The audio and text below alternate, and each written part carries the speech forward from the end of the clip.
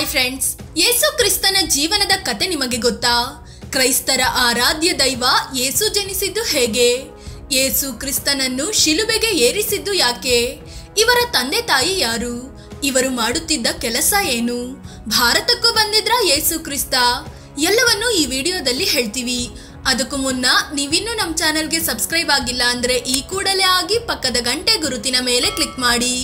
ಮದುವೆಯಾಗದೆ ಗರ್ಭ ಧರಿಸಿದ ಮೇರಿ. ಇಂದು ಇಸ್ರೇಲ್ನಲ್ಲಿರೋ ನಜರತ್ ಅನ್ನೋ ಗ್ರಾಮದಲ್ಲಿ ಯಹೂದಿ ಸಮುದಾಯದ ಮರಿಯಾ ಅಥವಾ ಮೇರಿ ಅನ್ನೋ ಓರ್ವ ಯುವತಿ ಇದ್ರು. ಒಂದಿನ ಅವರ ಕನಸಿನಲ್ಲಿ ಬಂದ ಗೆಬ್ರಿಯಾಲ್ ಅನ್ನೋ ಏಂಜಲ್ ನಿನ್ನ ಹೊಟ್ಟೆಯಲ್ಲಿ ದೇವರು ಜನ್ಮ ಎತ್ತುತ್ತಾರೆ ಅಂತ ತಿಳಿಸ್ತಾರೆ. ಮದುವೆಯೇ ಆಗದೆ ಮಗು ಜನಿಸುತ್ತಾ? ಅದ್ ಹೇಗೆ ಸಾಧ್ಯ ಅಂತ ಮೇರಿಗೆ ಆಶ್ಚರ್ಯವಾಗುತ್ತೆ, ಗಾಬರಿಯೂ ಆಗುತ್ತೆ. ಆದ್ರೆ 3 ತಿಂಗಳ ಬಳಿಕ ದೇವತೆ ಹೇಳಿದಂತೆ ಮೇರಿ ಗರ್ಭಿಣಿಯಾದ್ರು. ಈ ವಿಷಯ ತಿಳಿದು ಮೇರಿಯನ್ನು ಮದುವೆ ಮಾಡ್ಕೋಬೇಕು ಅಂತಿದ್ದ ಜೋಸೆಫ್ಗೆ ಬೇಸರವಾಗುತ್ತೆ. ಮದುವೆ ಆಗಲ್ಲ ಅಂತ ಹೇಳಿಬಿಡ್ತಾರೆ. ಅದೇ ದಿನ ರಾತ್ರಿ ಜೋಸೆಫ್ ಕನಸಿನಲ್ಲೂ ಏಂಜಲ್ ಬರ್ತಾರೆ. ಮೇರಿ ಪರಪುರುಷನ ಸಂಗವಿಲ್ಲದೆ ಗರ್ಭ ಧರಿಸಿದ್ದಾರೆ. ಅವರ ಹೊಟ್ಟೆಯಲ್ಲಿ ಸಾಕ್ಷಾತ್ ದೇವರೇ ಜನ್ಮ ತಾಳುತ್ತಿದ್ದಾರೆ ಅಂತ ಹೇಳ್ತಾರೆ. ಇದರಿಂದ ಸಂತಸಗೊಂಡ ಜೋಸೆಫ್ ಮೇರಿಯನ್ನು ಮದುವೆಯಾಗಲು ಒಪ್ತಾರೆ. ಮದುವೆ ಕೂಡ ಆಗ್ತಾರೆ. ಕುರಿಗಳ ಕೊಟ್ಟಿಗೆಯಲ್ಲಿ ಪ್ರಭು ಯೇಸು ಜನನ. ಮೇರಿ ಮತ್ತು ಜೋಸೆಫ್ ಇದ್ದ ಗ್ರಾಮ ರೋಮನ್ ಸಾಮ್ರಾಜ್ಯದ ಭಾಗವಾಗಿತ್ತು. ಆಗ ರೋಮನ್ ಸಾಮ್ರಾಟ ಜನಗಣತಿ ಮಾಡೋ ಆದೇಶ ಕೊಟ್ಟ. ಹೀಗಾಗಿ ಸಾಮ್ರಾಜ್ಯದ ಎಲ್ಲಾ ಜನರು ಬೆತ್ಲೆಹೆಮ್ಗೆ ಹೋಗಿ ರಿಜಿಸ್ಟರ್ ಮಾಡಿಸಬೇಕಾಗಿತ್ತು. ತುಂಬು ಗರ್ಭಿಣಿಯಾದ ಮೇರಿ ಮತ್ತು ಜೋಸೆಫ್ ಕೂಡ ಬೆತ್ಲೆಹೆಮ್ಗೆ ಹೋದ್ರು. ಇವರು ಹೋಗುವಷ್ಟರಲ್ಲಿ ಬೆತ್ಲೆಹೆಮ್ಗೆ ದೊಡ್ಡ ಸಂಖ್ಯೆಯಲ್ಲಿ ಜನ ಬಂದಿದ್ರು. ಧರ್ಮಛತ್ರಗಳು ತುಂಬಿ ಹೋಗಿದ್ವು. ಹೀಗಾಗಿ ಮೇರಿ ಮತ್ತು ಜೋಸೆಫ್ಗೆ ಉಳಿದುಕೊಳ್ಳಲು ಒಳ್ಳೆಯ ಜಾಗ ಸಿಗ್ಲಿಲ್ಲ. ಅವರು ಕುರಿಗಳ ಕೊಟ್ಟಿಗೆಯಲ್ಲಿ ಉಳಿದುಕೊಂಡಿದ್ರು. ಇದೇ ಜಾಗದಲ್ಲಿ ಡಿಸೆಂಬರ್ 25ರಂದು ರಾತ್ರಿ ಮೇರಿ ಯೇಸು ಕ್ರಿಸ್ತನಿಗೆ ಜನ್ಮ ನೀಡಿದ್ರು. ಅಲ್ಲಿ ಪ್ರತ್ಯಕ್ಷವಾಗಿದ್ದ ಏಂಜಲ್, ಇದು ನಿಮಗೆ ತುಂಬಾ ಒಳ್ಳೆಯ ದಿನ, ಇಂದು ಭಗವಂತನೇ ಅವತಾರ ಎತ್ತಿದ್ದಾರೆ ಅಂತ ಹೇಳಿತ್ತು.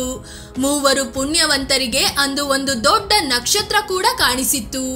ಇದನ್ನೇ ಕ್ರಿಸ್ಮಸ್ ನಕ್ಷತ್ರ ಅಂತ ಕರೆಯಲಾಗುತ್ತೆ. ಭಾರತಕ್ಕೂ ಬಂದಿದ್ರಾ ಯೇಸು ಕ್ರಿಸ್ತ? ಯೇಸು ತಂದೆ ಜೋಸೆಫ್ ವೃತ್ತಿಯಲ್ಲಿ ಕಾರ್ಪೆಂಟರ್ ಆಗಿದ್ರು. ಬೆತ್ಲೆಹೆಮ್ನಲ್ಲಿ ಯೇಸು ಜನಿಸಿದ ಬಳಿಕ ಪುನಃ ದಂಪತಿ ತಮ್ಮ ಗ್ರಾಮ ನಜರತ್ಗೆ ಬಂದ್ರು. ತಮ್ಮ ಕೆಲಸವನ್ನ ಮುಂದುವರಿಸಿದ್ರು.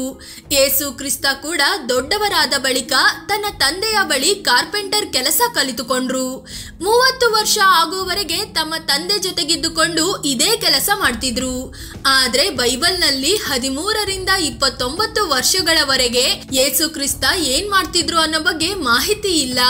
ಕೆಲ ಪುಸ್ತಕಗಳಲ್ಲಿ ಈ ಸಮಯದಲ್ಲೇ ಯೇಸು ಕ್ರಿಸ್ತ ಭಾರತಕ್ಕೆ ಬಂದಿದ್ರು ಅಂತ ಕೂಡ ಮಾಹಿತಿ ಇದೆ. ಭಾರತದಲ್ಲಿ ಬೌದ್ಧ ಶಿಕ್ಷಣ ಪಡ್ಕೊಂಡಿದ್ರು. ಕಾಶ್ಮೀರದ ರಾಜರಾಗಿದ್ದ ಶಾಲಿವಾಹನರನ್ನು ಕೂಡ ಭೇಟಿಯಾಗಿದ್ರು ಅಂತ ಹೇಳಲಾಗುತ್ತೆ. 30ನೇ ವಯಸ್ಸಿನ ನಂತರ ಯೇಸು ನಿಜ ಕತೆ. 30ನೇ ವಯಸ್ಸಿನ ಬಳಿಕ ಯೇಸು ಕ್ರಿಸ್ತರ ನಿಜವಾದ ಕತೆ ಶುರುವಾಗುತ್ತೆ. ಈ ವಯಸ್ಸಲ್ಲಿ ಅವರು ಜಾನ್ ಅನ್ನೋ ಗುರುಗಳಿಂದ ಶಿಕ್ಷಣ ಪಡ್ಕೊಂಡ್ರು. ಶಿಕ್ಷಣ ಕಂಪ್ಲೀಟ್ ಆದ್ಮೇಲೆ ಉಪದೇಶ ನೀಡೋಕೆ ಶುರು ಮಾಡಿದ್ರು. ಎಲ್ಲರೂ ದೇವರ ಮಕ್ಕಳು, ಮನುಷ್ಯರು ಒಬ್ಬರನ್ನೊಬ್ಬರು ಪ್ರೀತಿಯಿಂದ ಕಾಣ್ಬೇಕು ಅನ್ನೋ ಸಂದೇಶ ಸಾರಿದ್ರು. ಇವರಿಗೆ 12 ಮಂದಿ ಶಿಷ್ಯರಿದ್ರು. ಈ ಶಿಷ್ಯರೇ ವಿವಿಧ ಭಾಗಗಳಿಗೆ ತೆರಳಿ ಕ್ರೈಸ್ತ ಧರ್ಮವನ್ನ ಹರಡಿದ್ರು. ಪವಾಡಗಳಿಂದಲೂ ಫೇಮಸ್ ಯೇಸು ಕ್ರಿಸ್ತ.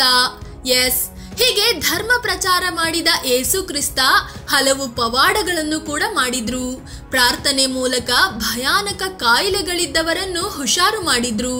ಬೈಬಲ್ನಲ್ಲೂ ಇವರ ಚಮತ್ಕಾರಗಳ ಬಗ್ಗೆ ಉಲ್ಲೇಖಿಸಲಾಗಿದೆ. ತಮ್ಮ ಶಕ್ತಿ ಮೂಲಕ ಯೇಸು ಕ್ರಿಸ್ತ ಹಲವರಿಗೆ ಜೀವದಾನಗಳನ್ನು ಕೂಡ ನೀಡಿದ್ರು.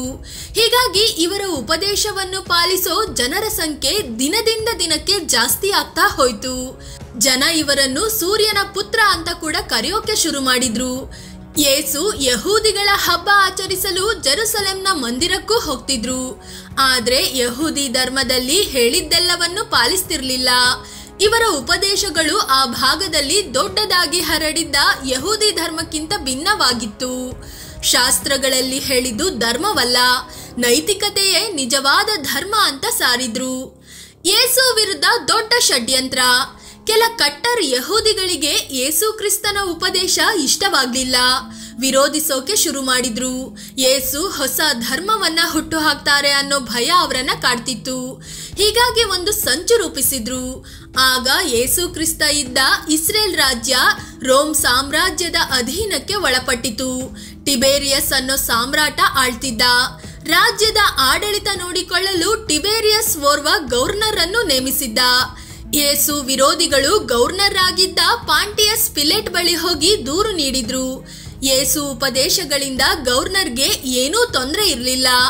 ಆದ್ರೆ ಯಹೂದಿಗಳು ಆಗಾಗ ಬಂಡಾಯ ಹೇಳ್ತಾರೆ ಅನ್ನೋ ಭಯ ರೋಮ್ ಸಾಮ್ರಾಜ್ಯಕ್ಕೆ ಇತ್ತು.